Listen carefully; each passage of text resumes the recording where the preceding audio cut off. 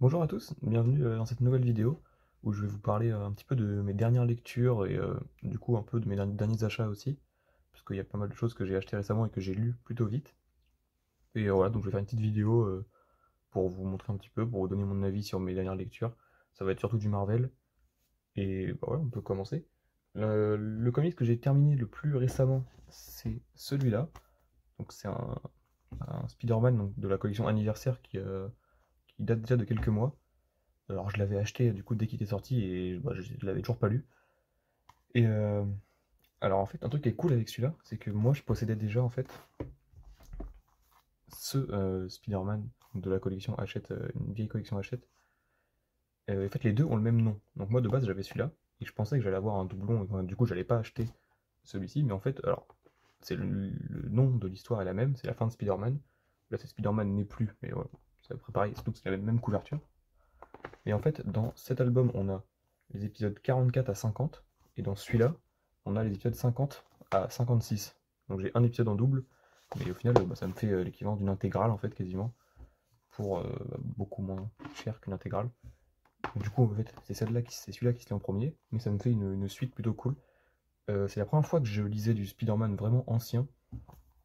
Euh, donc c'est John Romita Senior au dessin. Donc, voilà, c'est la narration qui est un peu particulière, etc. J'ai pas vraiment ça m'a pas dérangé la narration, même si des fois il y a quand même énormément enfin, pas énormément de lecture, mais il y a des choses enfin, qui sont pas utiles vraiment. Enfin, c'est écrit, mais ça sert pas à grand chose. Mais en tout cas, c'est sûr que enfin, je prends pas le même plaisir en lisant ça que je vais prendre en lisant par exemple du Ultimate Spider-Man ou du Spider-Man de Dan Slott. Enfin, c'est sûr que je prends pas le même plaisir, mais c'est un petit côté historique, etc. que j'aime bien. Alors en fait, la fin de Spider-Man, c'est un chapitre, du coup, c'est les chapitres qui ont en commun avec les deux titres, c'est le 50. Où du coup on va avoir cette scène là où Spider-Man lâche son costume. Je vais essayer de la retrouver. Évidemment je vais pas réussir à la retrouver. Et si. Voilà, cette scène du coup qui a été reprise dans le Spider-Man 2. Mais donc en fait c'est plutôt un prétexte d'avoir mis ce nom là parce que tous les épisodes ne mènent pas forcément à ça. Mais on voit quand même une certaine chute de Spider-Man qui en a un peu de marre de plus en plus parce que bah, il n'arrive pas à gérer son identité secrète et enfin, son rôle de super-héros et son rôle dans sa vie privée. Donc voilà. Avec du coup la suite dans celui-là, donc j'ai un épisode en double, c'est pas grave. Mais du coup ça m'a donné envie de continuer les intégrales à partir d'ici en fait, à partir de ces épisodes-là. Donc là on a l'arrivée du Caïd, et on a aussi du coup après tout un arc avec Docteur Octopus. Et d'ailleurs, je trouve que celui-là du coup, comment dire, il est plus logique dans le titre en fait, c'est-à-dire qu'il se termine avec Spider-Man qui en a un peu marre, etc. et qui pose son costume. Alors que celui-là commence avec, et du coup l'arc qui suit en fait, bah, c'est un arc parmi tant d'autres, surtout qu'en plus il se finit, on n'a pas vraiment la suite, enfin, on a envie de lire la suite du coup, c'est voilà, c'est pas un arc qui se tient complètement entièrement, donc je trouve que si vous avez un choix à faire, prenez celui-là plutôt que celui-là, voilà. Et au pire vous prenez les deux, vous avez une suite. Ensuite, justement, autre chose que j'ai lu, que j'ai acheté récemment, donc je l'ai acheté dans un cash converter, je l'ai payé du coup 4,99. C'est donc Marvel Collector, c'est le X23. Alors j'avais rien sur X23, je pense, en comics. Enfin, j'avais aucun comics que sur ce personnage. Je l'ai trouvé plutôt cool. Donc au dessin, c'est plutôt sympa. Alors c'est Christopher Yost, je connais pas du tout au dessin. C'est une histoire qui se lit assez vite et qui est plutôt plaisante. Enfin, moi, je sais que j'aime bien ce personnage de X23. Et pour le coup, là, on ressent vraiment le côté un petit peu traumatisé du personnage, voilà, qui est utilisé comme arme, etc. On a un petit combat avec Wolverine aussi. Enfin, c'est un comics qui se laisse lire et je suis content de l'avoir dans ma collection, de l'avoir acheté en plus à très bas prix. Voilà, ça c'est juste un petit truc, si vous arrivez à vous le trouver d'occasion, ça peut être cool. C'est une histoire complète qui se tient toute seule. Là, on va passer à autre chose que du Marvel, mais on va revenir sur du Marvel après. Tout simplement, donc j'ai lu King of Spy, donc de Mark Millar et Matteo Scalera, si ça se prononce comme ça. C'est un truc qui est sorti récemment. C'est une histoire complète sur un petit peu en fait un James Bond anglais qui du coup se rend compte qu'il va bientôt mourir et du coup essaye de tuer tous les, tous les méchants en même temps en restant gentil, bah, qu'il a pas tué en étant au service de la. Au service de. Merde, j'ai perdu mes mots. Au service de la. Ah mince, du gouvernement, voilà. Je cherchais le mot. Mais alors, je l'ai lu très rapidement, donc c'était que ça m'a plu. Mais du coup, je me souviens de plus grand chose, à vrai dire. Je sais que j'ai passé un bon moment, mais voilà, c'est le genre d'histoire qui, au final, vu que bah, c'est un tome unique, bah, au final, enfin, moi en tout cas, je le lis assez vite et du coup, je me souviens plus après de la suite. Enfin, je me souviens plus de quelques temps après, donc je l'ai lu quand même il y a déjà une semaine ou deux.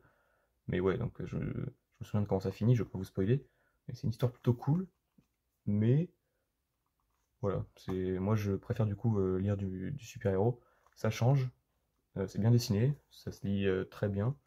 Le scénario il tient la route et la fin elle est surprenante, la fin m'a quand même surpris. Mais voilà, je dirais pas que c'est indispensable ou quoi, c'est cool. Ensuite, alors, on va passer à quelque chose qui, sur le papier, est un peu moins cool. Donc vous savez que, enfin, vous savez, si vous suivez les vidéos, que j'adore Hulk, c'est mon personnage préféré avec Daredevil. Et donc j'étais content il y a quelques mois quand j'ai appris que ça allait être Donny Cates qui allait reprendre Hulk et que ça allait être Ryan Otley au dessin. Alors au dessin, je suis pas déçu honnêtement. Enfin, je sais qu'il y en a qui disent que les dessins sont pas terribles, moi je les trouve quand même plutôt beaux. Et même il y a des scènes, petite coupure. Je reviens du coup, donc je disais, donc au dessin, j'ai pas été déçu. Et après au scénario, je sais que beaucoup de gens ont critiqué ce Hulk, et je comprends pourquoi il a été critiqué, hein, honnêtement.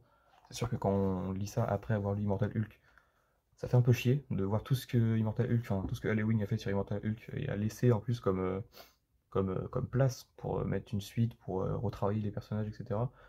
Avoir une suite comme ça qui. Alors, je vais être honnête, moi j'ai pas passé un moment horrible en le lisant, je l'ai lu d'ailleurs très vite et j'ai bien aimé. Enfin, j'ai bien aimé, c'était divertissant, on va dire. Après, c'est sûr, ça révolutionne pas du tout le personnage. Ouais, c'est vraiment un truc pas prise de tête. On va voir en fait un Hulk. On a, alors, si je me souviens bien que j'ai bien compris, Bruce Banner qui va contrôler un peu le Hulk, qui va se servir en fait de l'armure, enfin de Hulk comme vaisseau, et il va le contrôler de l'intérieur. Et pour le contrôler, il a enfermé Hulk dans une sorte de prison où en fait il augmente les niveaux de difficulté à chaque fois. Et du coup Hulk s'énerve de plus en plus et donc du coup le vrai Hulk qui se bat est de plus en plus fort. Je sais pas si c'est très clair ce que j'ai dit, mais moi dans ma tête c'est clair. Et en gros, voilà, donc Bruce Banner est dans le cerveau et Hulk c'est une sorte d'armure vaisseau qui va aller se battre et qui va un petit peu tout défoncer. Il va trouver un univers, on va trouver un Bruce Banner d'un univers parallèle où ça va y avoir du coup des petits combats, des petits trucs plutôt cool, mais voilà, c'est pas. Je sais pas trop où ça va nous mener. La suite de ça, c'est. Je sais plus comment ça s'appelle, mais c'est Hulk contre le Thor de Donny Cates. Apparemment, c'est pas terrible non plus, je vais quand même l'acheter parce que ce sera la suite. Moi, le Deluxe Thor de Donny Cates, j'avais bien aimé. Mais ouais, le Hulk, j'aime bien aussi parce que c'est Hulk, je pense. Après, les gens qui du coup n'ont jamais lu Hulk, peut-être vous pouvez aussi aimer. Parce qu'au final, bah, c'est un gros blockbuster, quoi. C'est de la baston, c'est pas prise de tête, quoi. Ah, cette planche, ces personnages-là, je sais pas si on les connaît quelque part, mais ils me font vraiment penser à des personnages d'Invincible, hein, pour le coup. Mais voilà. Heureusement que Donny Cates ne reste pas longtemps, je crois qu'il a fait que 12 numéros, ou peut-être un peu plus. Donc bon, j'espère que le scénariste qui va arriver ensuite sur Hulk sera travailler plus les personnages, faire un truc un petit peu plus complexe, comme on a eu sur Immortal Hulk. Mais bon, voilà. Dernière petite chose à vous présenter, du Hulk aussi. Alors j'ai pris les trois, mais c'est du coup ce tome-là qui est sorti, le dernier tome de Maestro. Donc en fait, il y a une trilogie du coup qui est sortie depuis quelques mois. Le premier volume, c'était celui-là. Donc c'était Symphonie en gamma majeur. Donc c'est Peter David au scénario. Et en gros, si vous connaissez pas, ça va nous parler en fait des origines du Maestro. Donc le Maestro, c'est un personnage qui a été inventé. Hop, je vais le chauffer. Hop, là-dedans, dans les intégrales Hulk, dans les années 90. C'est en gros le Hulk de l'époque, donc ce Hulk-là, le Hulk intelligent, le professeur Hulk, qui va aller dans le futur, dans un futur apocalyptique, où celui qui dirige ce futur, c'est Hulk du futur, qui se fait appeler le Maestro, et du coup il va essayer de déjouer ses plans. Alors j'essaie de vous montrer un peu des planches, parce que c'est dessiné en plus par j'ai oublié son prénom, mince. C'est Georges Pérez, voilà, qui nous a quitté d'ailleurs. Donc c'est dessiné, enfin moi j'aime bien ce genre de dessin. C'est donc dans le même un peu dans le même style que le Grand de l'Infini au niveau du dessin, parce que c'est le même dessinateur. Mais ouais, c'est très bien dessiné, c'est une histoire qui mériterait d'être rééditée toute seule, pas forcément que dans l'intégrale, parce qu'on peut la lire sans avoir lu tout ce qui a été fait sur Hulk, même si c'est mieux d'avoir lu tout ce qui a été fait sur Hulk. Et voilà. Donc on avait ça qui était sorti dans les années 90, où du coup Hulk allait dans le futur se battre contre ce Hulk du futur, et donc c'était vraiment cool. Et ils ont fait du coup trois mini-séries qui nous amènent en fait à la fin de la troisième. On arrive en fait au début de, de Futur Imperfect, ou donc des années 90. C'est un préquel si on veut, qui est pas du tout indispensable parce que bah, le récit est sorti dans les années 90 sans ça et on avait très bien compris.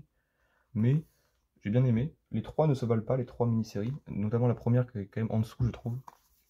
Ou alors la première, je sais plus exactement ce qui se passe dans celle-là, mais on va voir du coup le Hulk qui se réveille dans le futur, donc du coup avant qu'il soit le maestro, etc., qui va découvrir ce futur bizarre apocalyptique, et qui va bah, en fait devenir le chef, l'empereur un petit peu de cet endroit, le tyran, en déjouant du coup, enfin en battant le tyran actuel. Je veux pas dire qui c'est, mais c'est un personnage connu de l'univers Marvel. On avait ensuite le deuxième que j'avais beaucoup aimé, et que je vais, je pense, bientôt me relire d'ailleurs, c'était Guerre et Pax. Alors Pax, je sais que ça a une signification que j'ai oublié, mais ça c'est P-A-X, je sais plus exactement ce que ça veut dire. Et donc là c'est le maestro qui est déjà en place, donc à la suite du la première mini-série, et qui va se battre contre notamment, je vais vous montrer, c'est apparemment un spoil, le Docteur Fatalis. Et il va aussi du coup se battre contre ces personnages-là. Alors, si vous n'avez pas lu tout le run de Peter David, pour le coup, vous allez peut-être être un peu perdu. Mais c'est les personnages du coup du Panthéon. Donc là, je crois que c'est Ulysse. Et donc il y a tous les personnages du Panthéon, on va voir ce qu'ils sont devenus. Et ça, j'avais vraiment bien aimé, parce qu'on n'en parle jamais de ces personnages. Et bah, j'avais trouvé ça cool du coup de les revoir là-dedans. Et le dernier qui est sorti, c'est celui-là où on revoit le personnage de l'Abomination. Et également le personnage de Namor. Donc peut-être qu'ils l'ont sorti en même temps que le film Black Panther. Voilà. C'est peut-être pour faire un coup de pub, je sais pas trop. Et celui-là, je l'ai bien aimé aussi. En fait, dans l'ordre, je mettrais bah, celui d'avant, le deuxième, le meilleur, dans le meilleur des trois. Ensuite celui-là et ensuite le premier. Donc là, voilà, donc c'est toujours aussi cool. On a le maestro qui est mis en place et qui va avoir un petit souci à régler. Je vous en dis pas plus, mais c'est pour le coup, ça suit vraiment le deuxième. Et on a du coup l'abomination, qui d'ailleurs est traité d'une façon plutôt intelligente. Enfin, j'ai bien aimé son traitement à l'abomination dans ce récit. Et à la fin, du coup, on a vraiment le teasing en fait de Futur Imperfect, de l'histoire d'origine. Mais voilà. Donc ça, je pourrais vous le recommander, même si je vous recommande d'abord de lire l'histoire principale, enfin l'histoire originale, écrite par Peter David dans les années 90. C'est fini, j'espère que ça vous aura plu, et moi je vous dis à la prochaine.